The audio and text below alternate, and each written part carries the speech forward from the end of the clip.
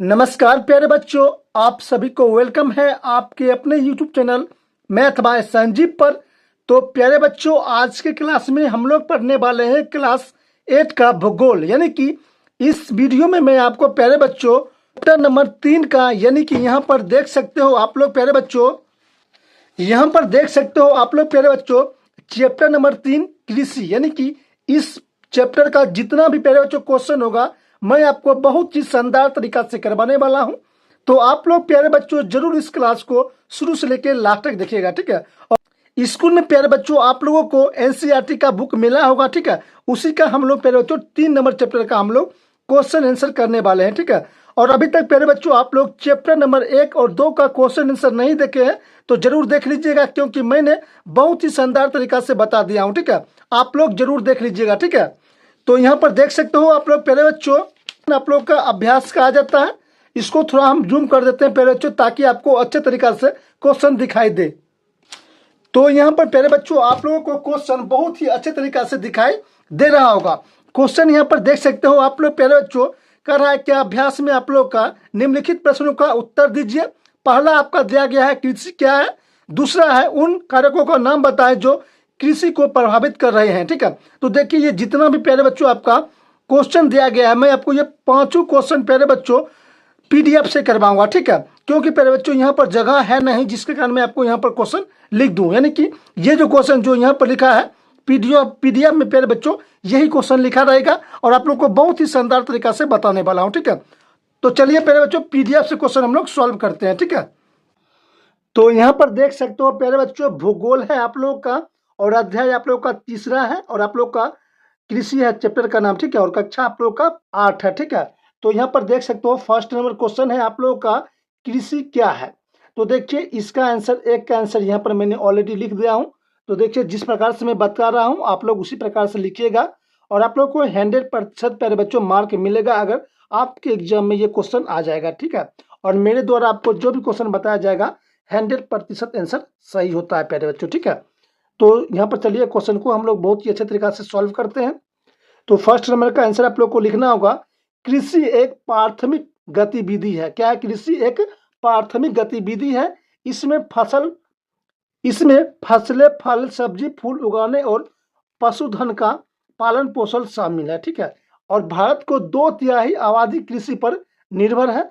इसे खेती भी कहते हैं, ठीक है। इस प्रकार से आप लोग को लिख लेना है। दूसरा है क्वेश्चन आपका, उन कारकों का नाम बताएं जो कृषि के प्रभावित कर रहे हैं। तो देखिए दूसरा का आंसर लिखना होगा, कृषि को प्रभावित करने वाले मुख्य कारक जलवायु, मिट्टी के गुणवत्ता और अनुकूलन स्थलाकृति है। क्या है? मिट्टी के गुणवत्ता और अनुकूलन स्थलाकृति है, ठीक है। तीसरा है आपका स्थानांतरण कृषि क्या है, इस कृषि को क्यों हानि है। तो देखिए लिखना होगा आपको, झूम खेती में पेड़ों को काटकर और उन्हें जलाकर भूमि का एक भूखंड को साफ किया जाता है, फिर राख को मिट्टी में मिला दिया जाता है और मक्का, रतालू, आलू और कसावा जैसे फसलों उगाया जाता है। जब मिट्टी अपनी उर्वरता खो देती है तो भूमि को छोड़ दिया जाता है और कृषि एक नए भूखंड पर चला जाता है, ठीक है। और स्थानांतर खेती के काटने और जलाना कृषि के रूप को भी जाना जाता है। वनों की कटाई, भूमि की उर्वरता खोना और लिखना होगा आप लोगों को, मिट्टी को कटाव झूम खेती के नुकसान है, ठीक है। इस प्रकार से लिखना होगा। और चौथा आपका प्रश्न प्यारे बच्चों, रोपण कृषि क्या है। तो लिखना होगा आप लोग को, रोपण कृषि के बारे में लिखना होगा कि वृक्षारोपण एक प्रकार का व्यावसायिक खेती है जहां चाय, कॉफी, गन्ना, काजू, रबर, केला या कपास की एकल फसल बड़े मात्रा में श्रम और पूंजी का निवेश कर उगाया जाता है। विश्व के उष्णकटिबंधीय क्षेत्रों में प्रमुख वृक्षारोपण पाए जाते हैं, ठीक है। मलेशिया में रबर, ब्राजील में कॉफी, भारत में और श्रीलंका में चाय इसके कुछ उदाहरण है, ठीक है। इस प्रकार से आप लोग को लिख लेना है चौथा का आंसर।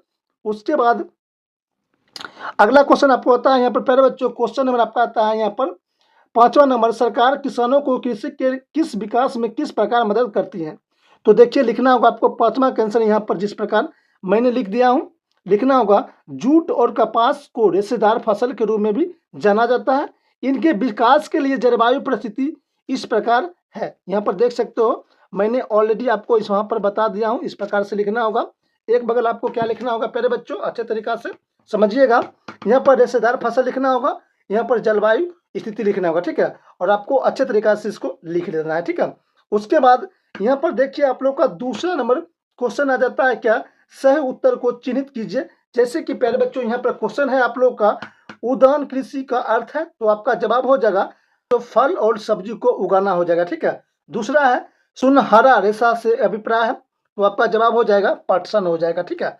उसके बाद कॉफी का प्रमुख उत्पादक है, तो आपका जवाब हो जाएगा ब्राजील हो जाएगा, ठीक है। इस प्रकार से आप लोगों को क्या करना होगा प्यारे बच्चों, अच्छे तरीका से सही और गलत वाले क्वेश्चन को बना लेना है, ठीक है। उसके बाद प्यारे बच्चों आप लोग का क्वेश्चन यहाँ पर आता है तीसरा नंबर, कारण आपको बताने के लिए कह रहा है। मतलब कि प्यारे बच्चों यहाँ पर आप लोग समझ सकते हो कि यहाँ पर आपको कारण बताना है। जैसे कि यहाँ पर दिया गया है एक नंबर क्वेश्चन, भारत में कृषि एक प्राथमिक क्रिया है, और दूसरा आपका विभिन्न फसल विभिन्न प्रदेशों में उगाए जाते हैं।